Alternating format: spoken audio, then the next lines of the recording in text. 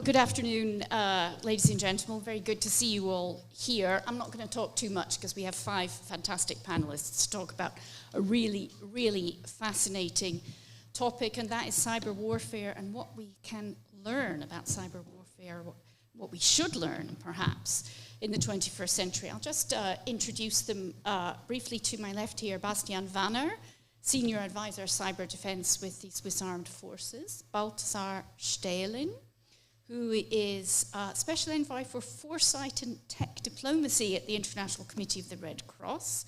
Max Smeets, who is the Director of the European Cyber Conflict Research Initiative and also with the Zurich's Federal Institute of Technology, currently, I think, Europe's #1 educational institution, as the Times Higher Educational Supplement said yesterday. And joining us remotely, we have Nicole Perlroth.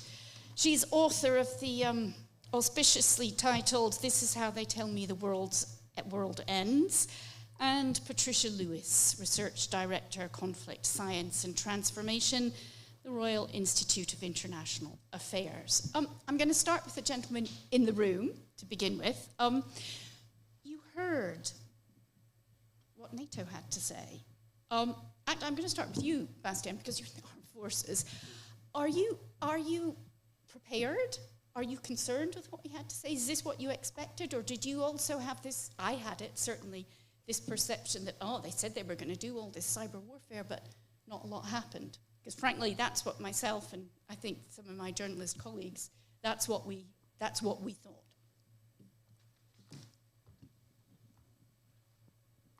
Thank you for the first tough question for me.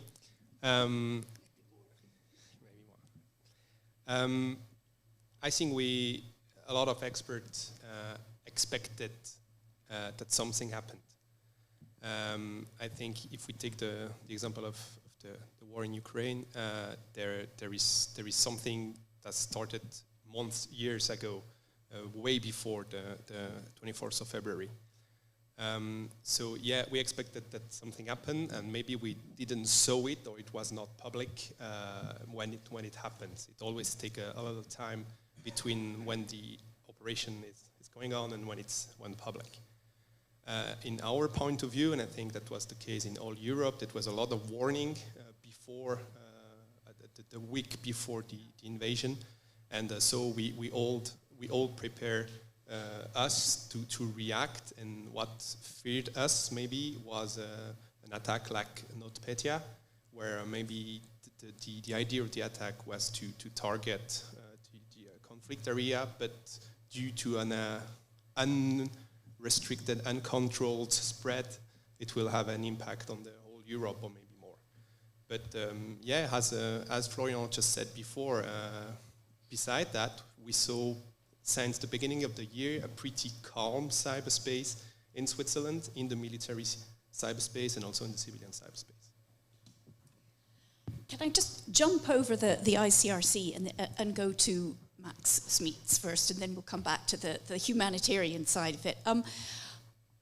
What about you? I mean, you looked at it from a European level. Is what happened what you expected? Did you expect worse? Did you expect less? Sure. So what I think was really useful in Christian's talk is to move away from the binary question whether this was a major cyber war with huge strategic consequences or whether we didn't see anything of this kind. Moving away from that by actually observing what we have and haven't seen, and then looking through which actors are relevant there. And when we start to really analyze what we have, the type of activities, there are a couple of things that stand out. So let me start from there. The first is actually the operational tempo of the Russian forces when it comes to their cyber activities, particularly when it comes to what we call the use of wipers. This was also a point that Stefan made, this data destructive malware. The number of variants that we have seen since February is quite astonishing. We're now at 14 different variants to my count. I might be missing a few. And you see this rapid development of malicious software that was actually in some ways quite targeted, quite specific for doing just one task, relatively small pieces of code, to basically have only one key goal there. Now, whilst we have seen this, it's worth to point out that we shouldn't lose sight of other activity which we've seen as well. So there's been quite a few data breaches, of course, the regular DDoS attacks, and there is a set of activities that is less clear to observe, and it's kind of around the shaping of the environment, and in some ways actually what's happening below ground. And in the case of Russia, what we have seen are very specific efforts to also make sure some of the key parts of the Ukrainian internet will be connected to the Russian internet, that then provides them for new ways of ownership, control, and monitoring. And so it's worth to kind of start unpacking some of the activities that are there. Now let me make one more point, if I may, on some of the integration and synchronization that we have seen of the Russian forces. So clearly, what we know is that cyber operations were conducted in parallel to kinetic operations since late February. The question then is, what form of integration have we seen? And we can commonly distinguish between two different forms of integration. The first one is what you can call sequential integration. So here you have a potential cyber operation that subsequently enables the use of kinetic force. We see this quite regularly in electronic warfare. You might influence a radar system, so then your stealthy aircraft your non-stealthy aircraft can still go through airspace and potentially achieve an objective on a target. So the effect, in this case electronic, but you also will see it in cyber, influences the kinetic effect. The second type of interdependence is more pooled interdependence.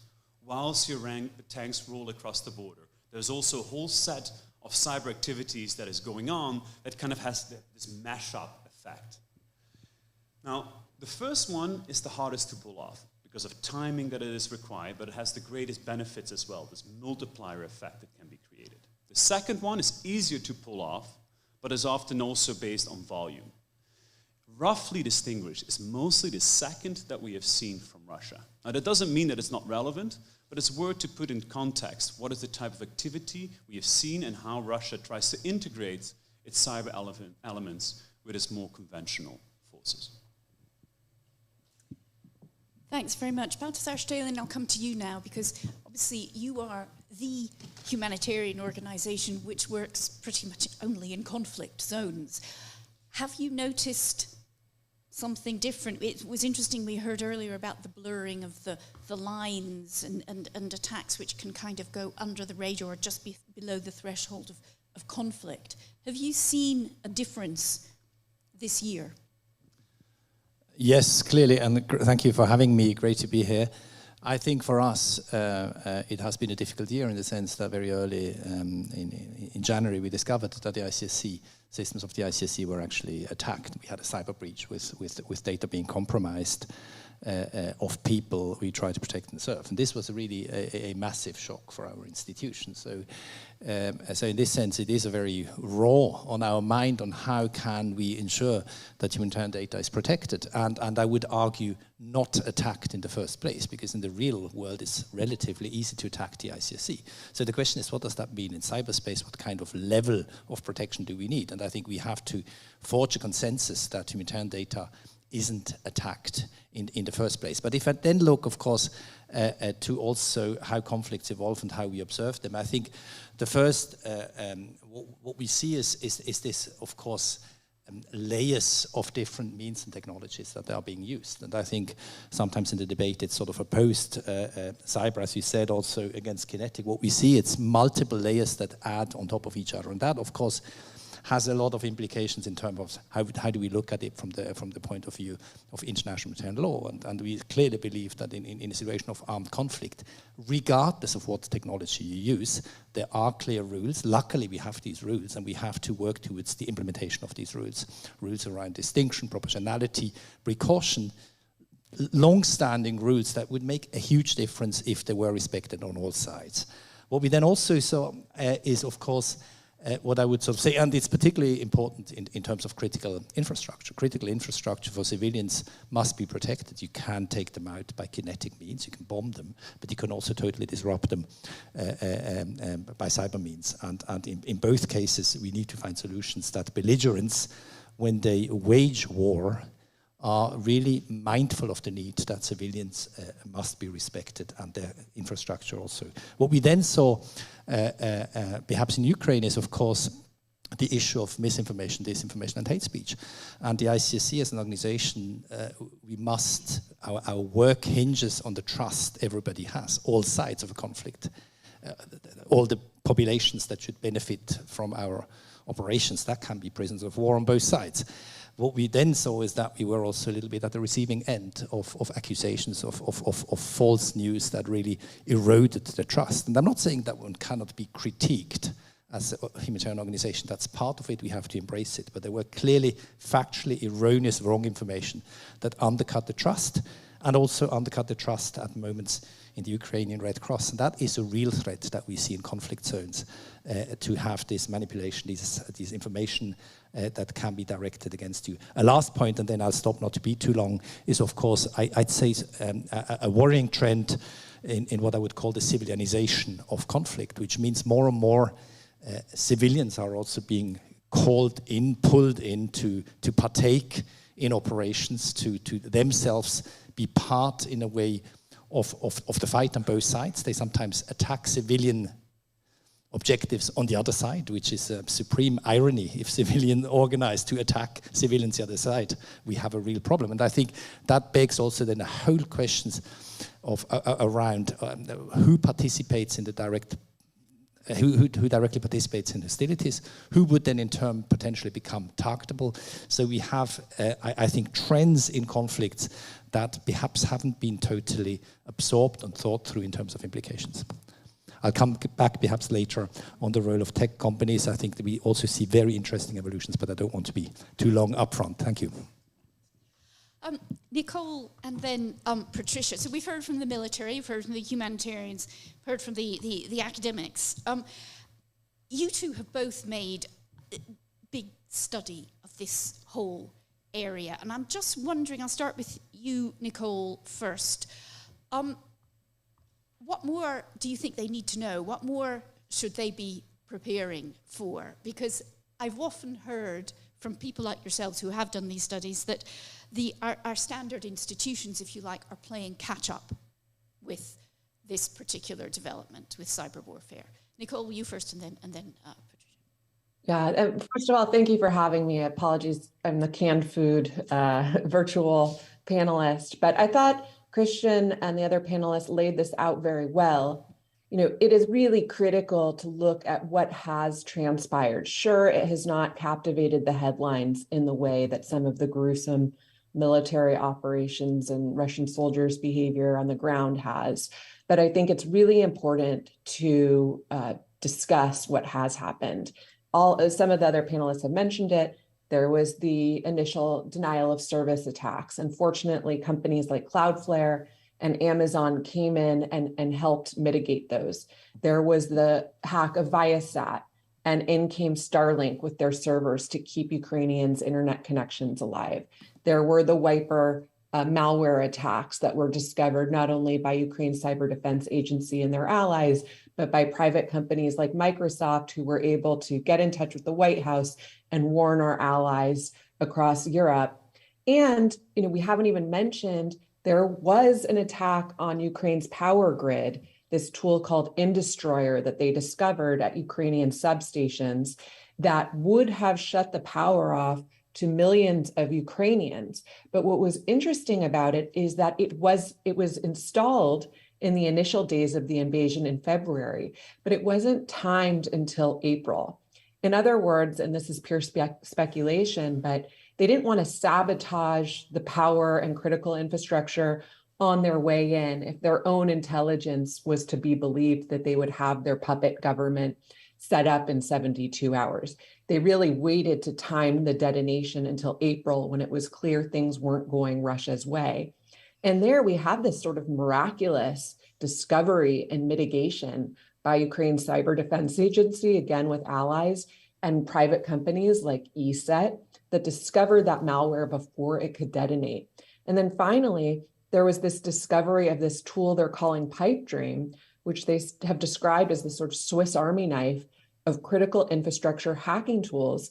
And Western intelligence agencies discovered it in development, and then miraculously, from a bureaucratic standpoint, declassified it.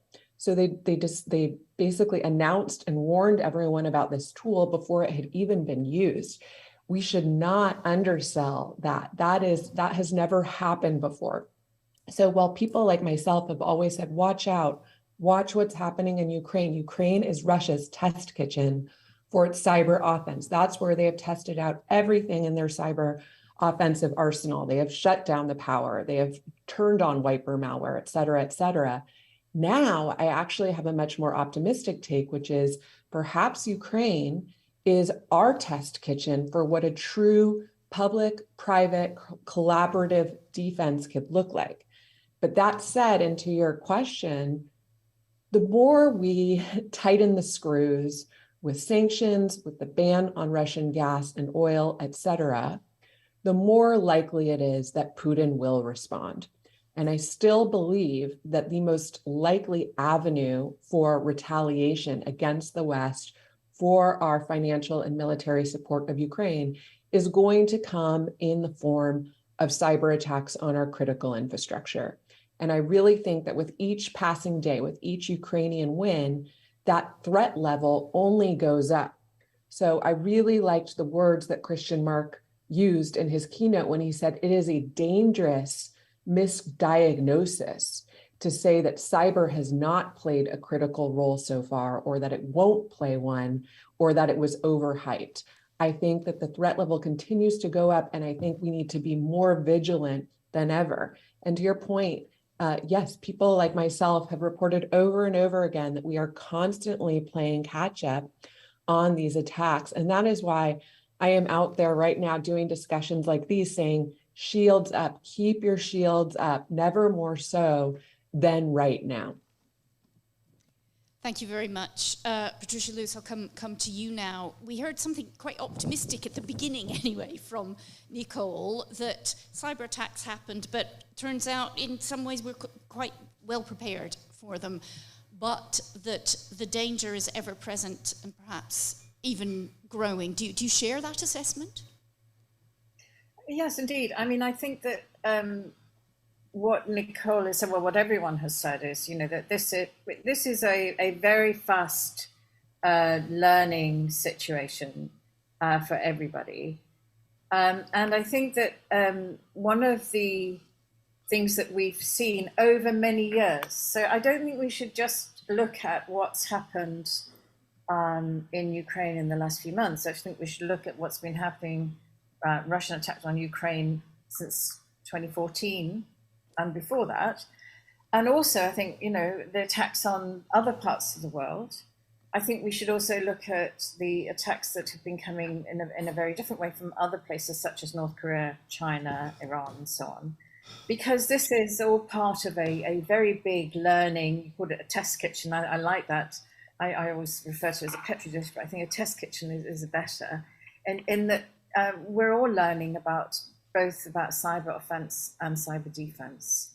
And I think that we're all getting increasingly creative about how we both act and respond to the different actions. I wanted to talk about the critical infrastructure, and the issue of space has been mentioned.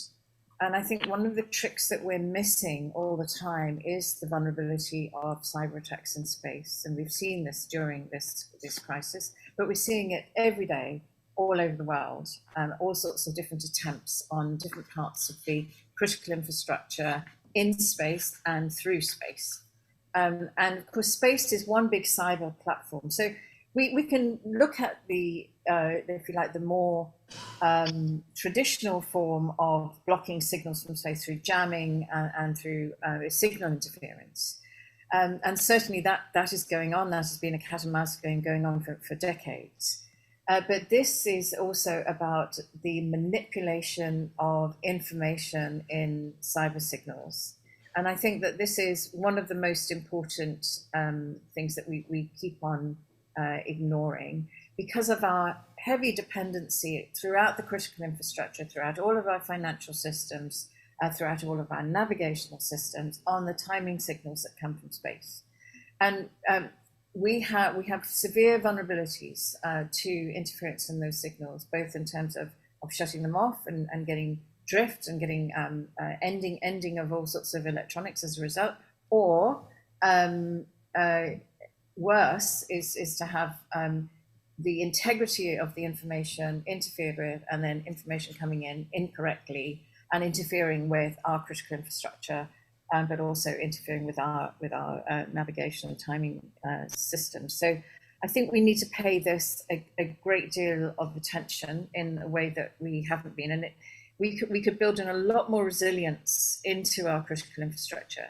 So one of the things that we have seen, and it's been reported on in this meeting, we've heard about it throughout the whole of this conflict, but also from other conflicts, is the resilience that we have been developing over years for these cyber attacks. So first of all, the resilience in terms of responses, in terms of defenses, and the agility in that, but also I would say in having other systems so that, you know, what one system fails, another system comes in, etc. We need to build that more and more throughout our whole critical infrastructure so that we're prepared for all of these attacks.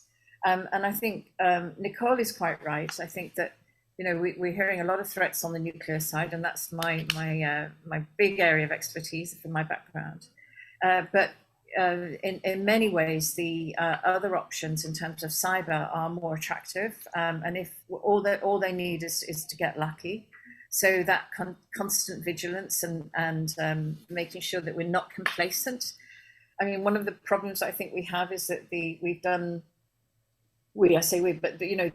combinations, you say, of the private sector, governments, and military has been very successful in many ways, but it could lead to some sense, as we've seen from some quarters, of thinking that everything is solved and we don't need to be as vigilant as we were. So I would say that the whole issue of making sure that we remain vigilant and that we don't take our cyber capabilities for granted.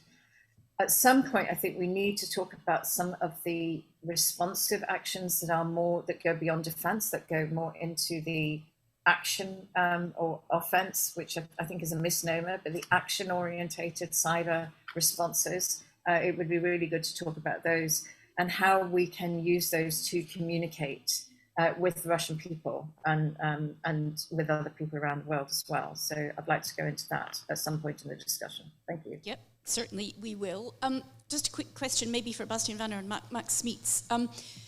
Are you constantly vigilant now and not complacent? Are you expecting cyber? I mean, Nicole mentioned possible cyber attacks on Europe's critical infrastructure. Is that something you are, prepared for, keeping an eye out for? You're the army. Come on, you can go first. Okay. So I think a few weeks after the invasion, the European CERT launched an alert saying that there might be a huge attack in Europe. It's not really the responsibility from the military to protect country against that. As Florian said before, that's the responsible for the civilian sector and the national NCSC. But of course we were prepared. I mean, the invasion was not really a surprise. I mean, the week before, the tension goes up, and that's a standard military operation. You raise the tension, and suddenly you just cross the border. And of course, when you cross the border, you try to sustain your military ground on air operation with cyber attack. And I think Nicole said that it's happened a lot, and the chief of the Cyber Peace Institute, the panel before, also said that there were more than 500 cyber attack linked to this operation in a way or another. But to be really honest, on a purely military point of view, what was the effect? What was the effect? Of course, it disturbed the country. Of course, it put pressure on the both party. It was really interesting to see also all the non-state actors who just suddenly take party from one side or the other and try to sustain the war effort, supporting one or the other. But on a purely military effect, maybe Max just said it, that the integration of the cyber operation and the effect of the cyber operation with the military operation was, in the eyes of a lot of experts, not that successful. And that was interesting to see, and I think in the next week and months, a lot of scholars will analyze that and to understand why that was not so successful. We could have expected more effect and maybe more success to the military operation with this attack. Maybe one hypothesis is that the military forces now that are in conflict are not that new, right? I mean, that not that digitalized. And I fully agree with Nicole when she said shields up, of course, because in the next 10 years, we will digitalize. A lot of European now country will raise their military budget. We will have more material which is more digitalized. The new fighting plane are just a flying computer. So, of course, cyber will take more and more importance. But today, in some of the conflict, it's not play this importance that we expected. Max Meets, do you agree with that? Bastien? Sure, yes. So in an understanding of the landscape today, right, it's worth bearing in mind, and Patricia alluded to this, what's happening in Ukraine is crucially important for understanding current cyber efforts, but there's so much more going on. So all the attention, or much of the attention, is focused from commercial threat intelligence companies and understanding what malware was used in Ukraine, from the media, what can we report, or from experts and other policymakers and academics now as well. But whilst this is going on, we see a whole set of other activities that we shouldn't forget. One key case that, of course, NATO has been dealing with are Iranian attacks against Albania, and the questions there on how to respond against these operations against the NATO ally. We have seen likely very significant attacks from Israel against Iran under a banner called Predatory Sparrow, where we have seen some of the most significant and to some degree sophisticated, at least in understanding the networks, Israeli activity against Iran, against both the steel mill as well as against petrol stations. We have seen perhaps some criminal activity massively going down, but at the same time, we still see the Conti Group, the Russian criminal actor that was previously mentioned, also as its last act attacking the government of Costa Rica. My point being is there is a danger of now, for a year or so, zooming in so much on Ukraine that we miss out on the larger picture. One additional point, because I feel it has been raised by almost everyone, and I think it's worth pointing out, is that when it comes to cyber conflict, it's basically always hyper-internationalized. Hyper-internationalized in that, of course, any conflict tends to involve more than two parties. But in the case of cyber conflict, it will always involve so many different parties, whether this is in Ukraine, from the operational perspective, the type of victims that may also exist in Germany or other countries, who is acting, who is operating, who is providing the relevant platforms, who is operating from where. We know, of course, of a Dutch operator working for the IT army, and we know this on the ownership side, where, of course, as it was mentioned also by Nicole, private sector companies play a crucial role. And so this hyper-internationalization, allowing for so many actors to play a role, makes it really, really challenging for traditional institutions, including NATO, to deal with these kind of conflict issues.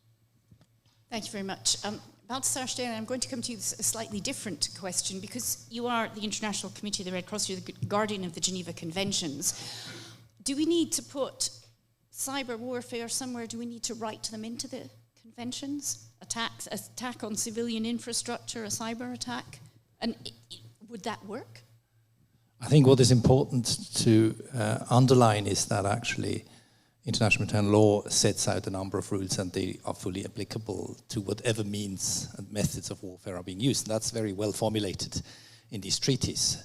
So if these rules were respected fully, that would make a huge difference already. So in the sense, I think we tend to think whenever we have a new phenomenon, was it, jihadi operations, we have now, and I don't want perhaps equate to the very different things, but we tend to think as well, oh my God, we need absolutely new rules. But if you actually look at it, we have existing rules that already go a long way. Now, I'm not saying that we mustn't reflect on some of the new challenges that may require interpretation, that may require state consensus. I think it was alluded to all the operations that don't quite reach the threshold of armed conflict. So what do we do with those? What is the threshold when international humanitarian law kicks in? We have new phenomena, as that I alluded to beforehand, where suddenly actors that perhaps haven't traditionally been seen as partaking quite as easily in hostilities can pick up in a way their digital weapons and become actors. What does that mean? So I'm not saying there isn't a necessary reflection on what new facets bring to the table, whether that needs new policies, possibly new law. But I really would caution against saying, we do not have rules. The issue is really to implement already the rules we do have. I think that's very important. What we also have seen, of course, is that tech companies get more and more drawn into political and security and military waters. And I think what is a challenge for us, if I open a small parenthesis, for a humanitarian actor that works on all sides of various front lines, and I must concur with Max that we can't look at the issue purely through the lens of the Ukraine warfare. It's a far wider issue that will stay with us and that affects different conflict zones and will affect different conflict zones around the world. But what the question that we, of course, ask ourselves, we need to engage with whoever can have an impact on the situations of people, affected populations in war, and that will be tech companies in the future, are already tech companies, to engage with them and on the implications of the technology. But we also have to find solutions for an organizations that tries to work on all sides to what kind of technology do we actually use. And I see a world in which technology will probably fall apart in different, very much politically connotated regions, from the internet to the splinternet. And it basically means, will we be in a situation where tomorrow when an ICSC vehicle goes from one place to another, they sort of say, tell me what technology you use, and I tell you in which camp you are. And as we have a role as ICSC, which is sometimes, it's not always easy to get across, to really be neutral and above the fray of the belligerents and try to uphold standards on all sides, that's a challenge in itself, as is, of course, protecting the humanitarian data and ensuring that they are never used against the people from whom we actually obtain these data. Nicole and Patricia, maybe Patricia first, because I know you wanted to talk about what you called counter proactive. I'd be interested to know exactly what you mean by that. But I'm also interested to hear from both of you, because you have this overview. Do we see any difficulties with, it's obviously necessary, but that we have now a need for the military and the governments to work very, very, very closely with big tech in order to keep, as you put it, Nicole, that shield up? Who wants to? Nicole, I'll come to you first, and then Patricia, I would like to hear from you about this. I think you're on mute.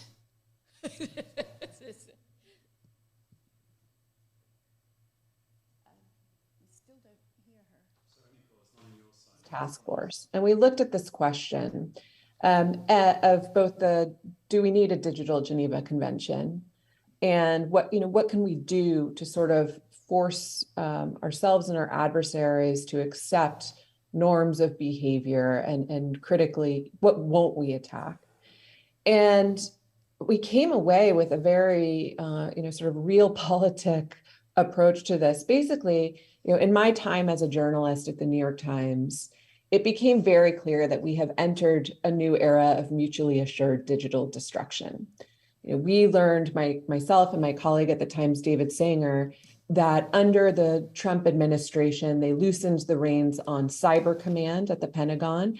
and that before Trump, they had to seek presidential approval for every new computer network attack that they conducted. Under Trump, they no longer needed presidential approval. And we learned that one of the first things that Cyber Command was doing was hacking the Russian power grid and making a pretty loud show of it. This after years of covering probes and security incidents by Russian actors on American power utilities, oil and gas companies. And when we went to the Pentagon and the National Security Council to say, hey, we've spent months reporting this, here is what we have, what say you? I assumed as a journalist, we'd be in for one of those painfully awkward conversations where they would say, you can't possibly publish this, you will have blood on your hands. Instead, they said, we have no problem with you publishing this story. In other words, it became very clear that they wanted Russia to know that Cyber Command was in their power systems, just like they are potentially in ours, and that Russia might think twice before they ever do to the United States or our close allies what they did to Ukraine in 2015, 2016, when they shut the power off. And so this is the new world we are living in. You know, our adversaries are in our critical infrastructure. We are in theirs. And everyone is sort of waiting for the geopolitical impetus to pull the trigger. That is why people like myself were very concerned in the initial days of the Russian invasion that might be the geopolitical impetus for Russia to pull the trigger on the access that it has already in too many cases. So what do we do? So when we looked at this question, we said, you know, we have not been able to influence our adversaries' behavior in cyberspace. We just haven't. We have not really been able to influence North Korea, Iran, certainly not Russia, and really not China. There was a period where the United States and China came to that agreement to cease hacking for industrial trade theft, but it only lasted for 18 months. And then when it picked up again, it was vastly more sophisticated. So we came to this different conclusion, which is this is an area where we are not going to be able to influence our adversaries' behavior in most cases. So it is critical that we work even more closely with our allies on norms, on strengthening our cyber defenses, on plugging vulnerabilities. And then when it comes to our adversaries, what are the areas where we think we might actually be able to have some influence? And we decided, in interviewing many Western intelligence officials, no one wanted to call the power grid off limits because they saw this as an area of mutually assured digital destruction. But when we came away, we said, okay, what can we try to negotiate here? And ultimately, the only area was nuclear. We made a recommendation that we need to negotiate with our adversaries to establish limits on cyber operations directed at nuclear command, control, and communications. That was it. We had a recommendation there that we said we should declare norms against destructive attacks on election systems and on financial systems. But we found that there was very little appetite in the West to declare norms on attacks on any other piece of infrastructure, including hospitals and the power grid. And I think ultimately that's because we have entered this new era of mutually assured destruction. So this is where we are. Yeah, I'm beginning to realize why your book had the title that it had. Yes. Patricia, I'll come to you now, and I'm particularly interested in the point you raised when you were speaking before, that you feel we need to address this, what you called proactive, aimed at the Russian population. I'm really curious what you mean by that. Yes, so I mean, I'm just building on what Nicole was saying. So everyone's sitting everywhere in the critical infrastructure, in the internet, etc. I think when Russia made its attempts to close down its internet, it was a wonderful learning experience for all of the governments and companies and cyber operations facilities that were just sitting in there and picking up really useful data. I think that one of the things that we're not doing enough thinking about is how to use this technology and use it in a way that communicates our own values. So if we take this whole terrible illegal war, if we look at ordinary weapon systems, what we've been seeing is really quite fascinating, is that the Western allies, for the want of a better word, that have been supplying weapons, despite not all of them being in all the conventions, such as the Cluster Munitions Convention, the Landmines Convention, have not supplied those types of inhumane weapons to Ukraine. And they have not been used by the West. They have been used by Russia.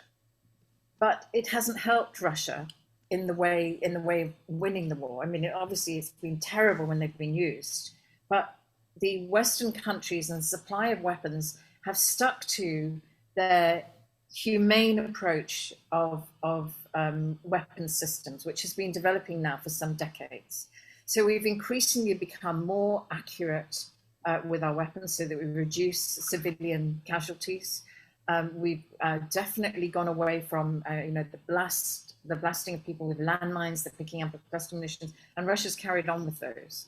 So I think the communication of the types of weapons that we use and the way in which we use them is really important for who we are, how we want to conduct ourselves, even at the worst possible times in conflict, and how we communicate those values to others. And that's really important.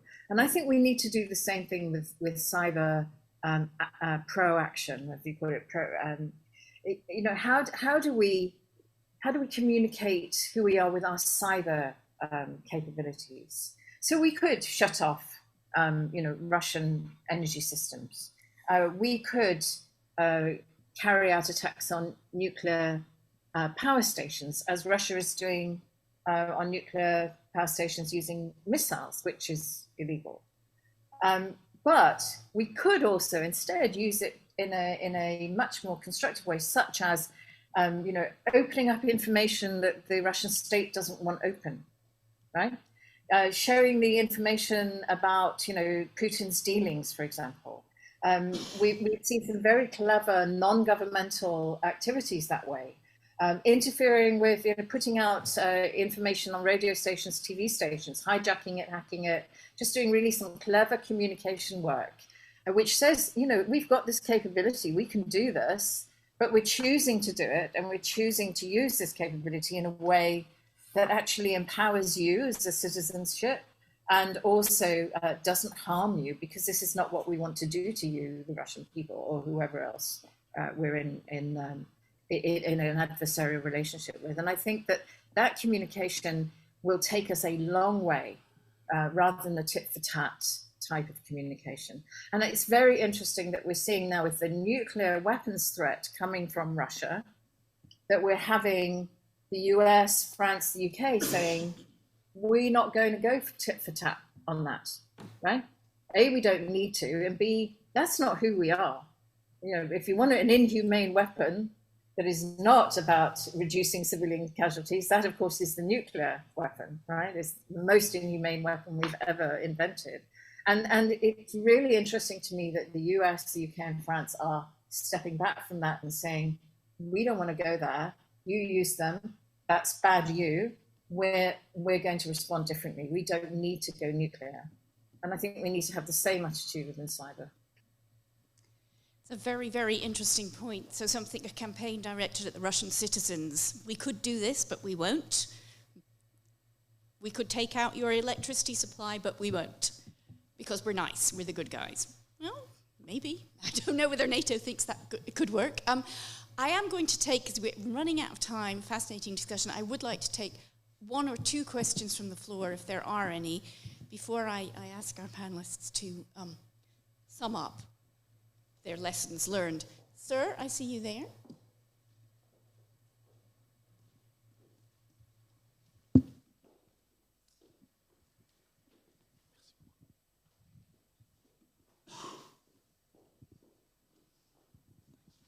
Yeah, we've heard a lot in this debate about the public-private sector partnership in cybersecurity and cyber defense.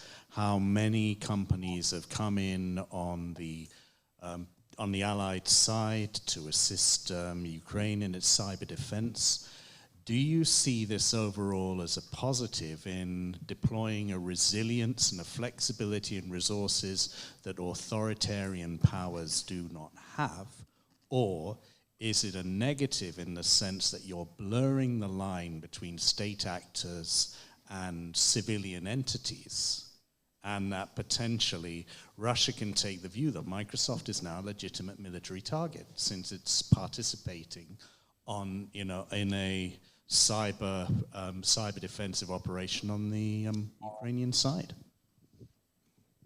Who wants to answer that? I'm conscious that both, there's Patricia. I know Patricia and Nicole have to leave us in the next 5 to 10 minutes, so I see, Patricia, you've got your hand up, so.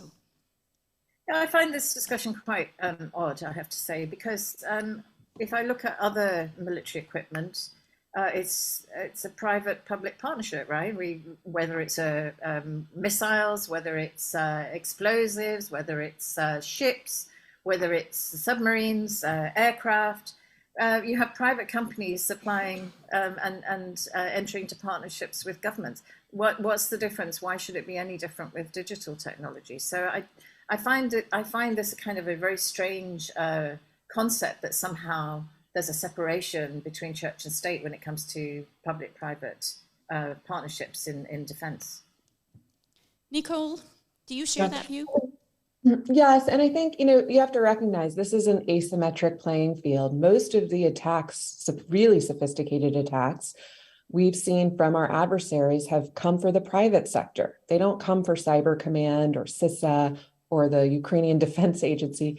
They come for the private sector because that's where the value is and that's where the urgency is. When we had the SolarWinds attack, we discovered that they hijacked a private American company to conduct their operation. One of the most aggressive assaults we saw in the last 2 years was a Chinese attack on Microsoft Exchange systems. But they use these attacks more as a conduit than to decimate Microsoft systems. And unfortunately, in many cases, it's companies like Microsoft that are much stronger on their cyber defense than government. But I think in general, I think the biggest fallout really from Snowden was this misperception that agencies like the NSA and Microsoft were in cahoots. And that had serious ramifications for this public-private partnership on cyber defense. After those revelations came out, companies like Google said, over my dead body, am I giving the US government anything more than I'm required to by a court order simply because of this perception? When really what I think intelligence agencies were asking for and agencies like CISA were, can you share malware strains? Can you tell us when you're seeing a security incident? Because we don't actually, despite the misperceptions from Snowden, have visibility in domestic traffic. So it's really up to the private sector to flag when there's been an attack on a gas company so that we can then flag it for the rest of the industry. And that didn't happen for a very long time because there was this post-Snowden tension. I think now everyone has come to this much more balanced view that you need both sides talking to each other, that intelligence agencies aren't asking you to divulge customer information and communications. They will do that via courts if they need to, but it's more about, can you tell us what you're seeing on the front lines? Because private companies are on the front lines of these conflicts. They're the ones that have the first look at whatever Russia or China or cyber criminals have coming for them. And that needs to continue. And really, we're at a disadvantage in these free market economies because in China, in Russia, they can force state-owned enterprises to give them everything. They can let government state hackers inside their systems to catch this information in real time. We don't have that luxury here in the West. We're really at the whim of what the private sector wants to share or is willing to share in terms of some of this threat data. So, frankly, it's weird to say as a journalist who spent a long time covering the Snowden disclosures, but I hope this continues. And some of it is just Slack channels. Really, who knew? It just took a Slack channel to share what's happening and what people are seeing that would keep our cyber defenses and our shields up. And I really hope that that does continue. Thank you very much. We are coming to the end, so I'm going to ask our panelists to pretty much sum up. A reminder, this was lessons learned about cyber warfare in the 21st century. I mean, what I've learned listening to all these experts here is this is a really moving, developing target, if you like. Things are changing all the time. It's quite hard to keep pace, and it seems to be encouraging an awful lot of maybe different areas of society that need to work together perhaps more closely than they have. I'm going to start with you, Bastiaan Vanner. What would be your key lesson, just one or two maybe, that you think, this I need to be focusing on now. This is what I've learned over the last year, 5 years. This is what we need to be thinking about. So maybe the key lesson, or at least of a Swiss point of view, is the military cyber capacity. The first goal of them is to guarantee the other military capacity in any situation. And that's what we heard today. We need to protect, we need to shield up. Tomorrow won't be a bluer sky than today. So for the military cyber command, at least in Switzerland, our goal is really to reinforce the military side. And if a crisis comes, we need to be able, because we are the last security mean, we need to be able to do our job, and that cannot be impaired by cyber means. The second, maybe more linked with what's happening in this century, is cyber is really effective in long-time operation with a very good preparation. So, for example, for intelligence operation, it's pretty effective. We saw that. But for other disturbing, it's also a little bit effective. But when it goes to destruction, when it goes to shocking, when it's other means are really more simple to use, and we also saw in the last months that cyber attack will also have an impact on your own military operation, and so the targeting it's sometimes really difficult. So that's really a challenge. And on the military point of view, as I said today, cyber is important. It will be even more important tomorrow. But it's not really decisive today, because what's decisive is really put on the ground. Patricia, I'm going to come to you because, as I said, I'm conscious that you are pushed for time. So would you like to give us your key lessons that you'd like people to learn or think about? Yes, I would say to military people, beware, because you're so very dependent on cyber technologies for communications, etc., for command and control. So you have to pay attention to cyber defense. You really do. I think that's really important. And what I would say as well is I think it's still worth continuing and really pushing at the international level on all of the cyber norms and international approaches. So we have the open-ended working group, of course, in the UN, but please don't also forget, because there are two sides of the same coin, the cybercrime convention negotiations that are going on. Russia and China take these very seriously, and I often think that we have been a little bit behind in thinking these things through about what we would like to get out of them, and we came to the party a bit late. We were too happy with the group of governmental experts approach, thinking somehow that this was a substitute for international norms development.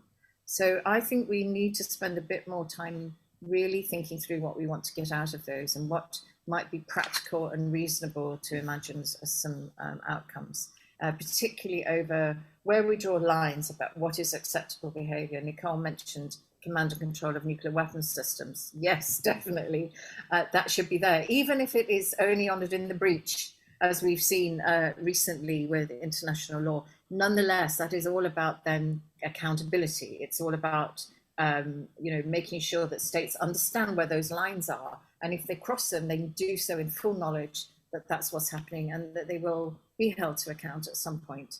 And it's also about, as I said, it's about what the civilian sector and their citizens understand is legal and acceptable. And it may be that during the conflict they can't do much, but later on there is an accountability process and a judicial process. Nicole Perrotte, do you have any, I know you already said, everybody should keep their shields up, but do you have any other final words? I know you are too also pushed for time. Oh, this is the sound again. Hello, hello. Sorry, I was talking. I really agree with everything Patricia just said. I think, yes, we do need, I think norms are more helpful in binding together friends than they are adversaries. And I think Ukraine in that regard, just in a traditional military support capacity, has also been a model for this. I think there's a lot we can do with our allies to establish support, coordination, and norms of behavior. I think we should be much more transparent about what kinds of cyber attacks would trigger a response in kind.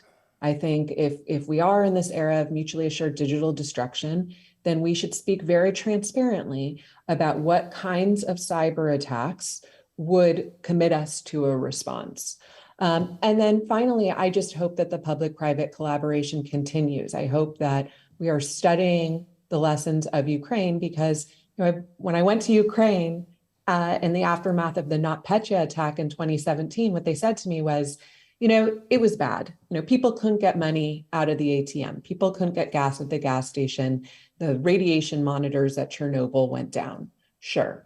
But we're actually not that digitized. And so at the end of the day, it wasn't so bad.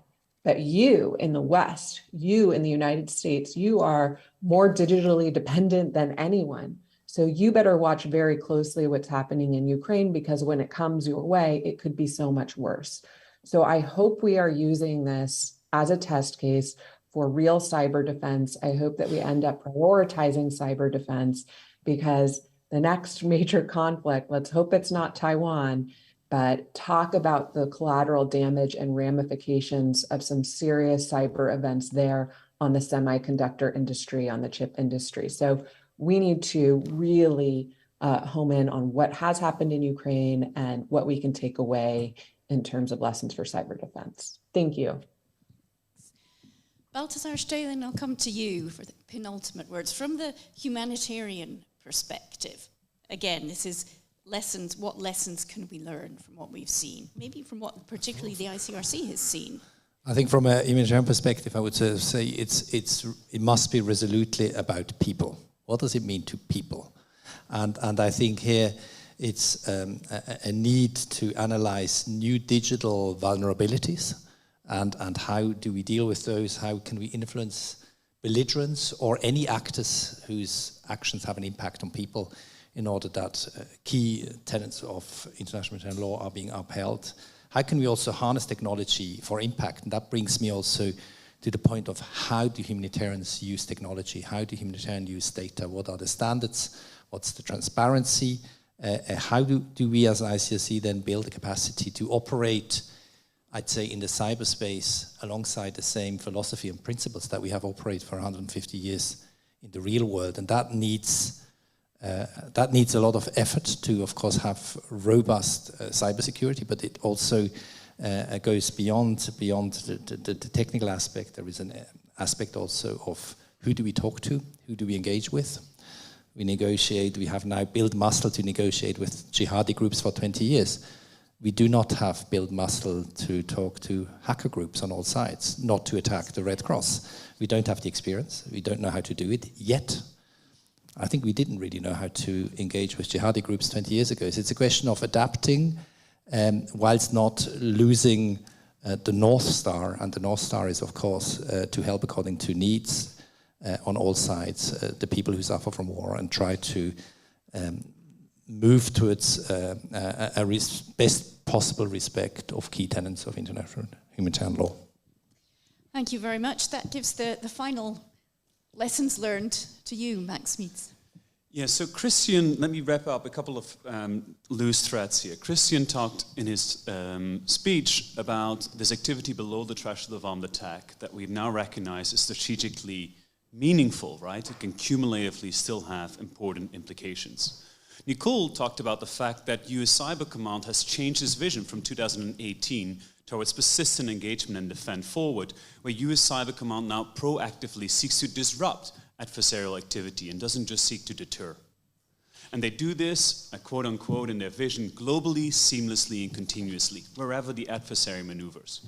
That might be in their own networks, but potentially also in US allied networks. This leads then to an open question, and that is around Europe. So what should European powers do today who have established a cyber command that doesn't have a mission that's similar to that of US cyber command, that is allowed to operate in peacetime and is allowed in peacetime to conduct these effect operations to disrupt adversarial activities? Continental European powers, those cyber commands, are only allowed to operate in wartime. And in wartime, they even need often a specific mandate to conduct these activities. So the question is here, with recognizing this change in space, is there a need for these commands to move towards a different area of activity as well? Or should other organizations, whether this is the intelligence or even the police force, fill up this space, as we don't want to militarize cyberspace further? I'll leave it there, and I'm happy to chat about this. I believe in the cocktails that are now coming up as well. Yes. Well, thank you all very much. I mean, you've just got me thinking now. We're getting to the point of asking, so when do we call a war? A war, actually. Very, very complicated. Thank you all for your attention. Thank you to the Cyber Peace Institute and the Geneva Press Club, but thank you most of all to all our panelists who, for me anyway, I have really learned a lot. It was a real privilege to hear what you had to say. Thank you very much.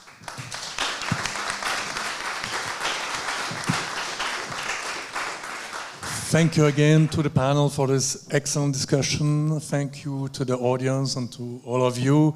And it was a pleasure of the Cyber Peace Institute and the Geneva Press Club to have you here today on this very important topic.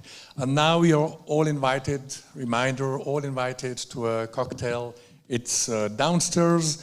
And take your time, get relaxed after these discussions. I'm not sure the world is much better, the perspectives are much better tomorrow than today, but let's take time for a cocktail. Thank you.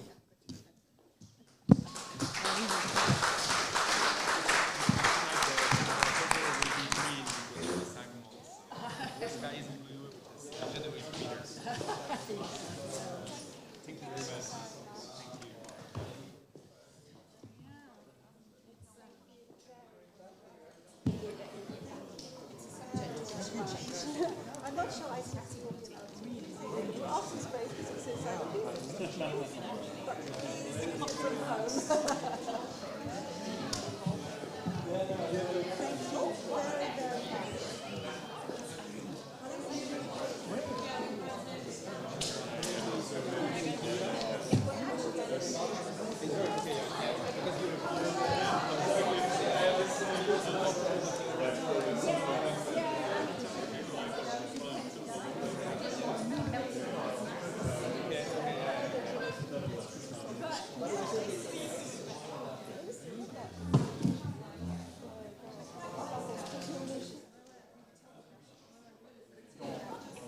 Thank